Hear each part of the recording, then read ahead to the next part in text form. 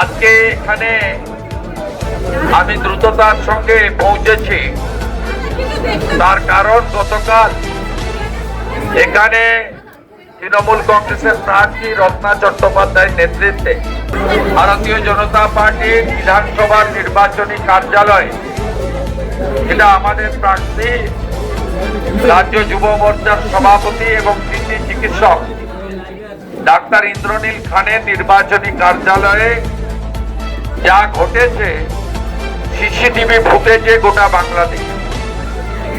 এবং আমি আমাদের দেবতুল্য কার্যকর্তাদের অভিনন্দন জানাতে এসেছি যে গতকাল আপনারা বিগত দিনের মতো কিছু না হটে আরো সংঘবদ্ধ হয়ে আক্রমণকারীদের আশ্রয়দাতা মমতা পুলিশের থানাতে গিয়ে বিক্ষোভ দেখিয়েছেন।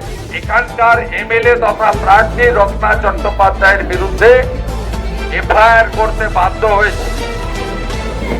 গটআপ এবং সেটিং হলেও গতকাল 2, আজ সকালে 4, মোট 6 জনকে গ্রেফতার করে কোর্টে পাঠিয়েছে এবং বেলেবল সেকশন থাকার কারণে জামিনও পেয়েছে।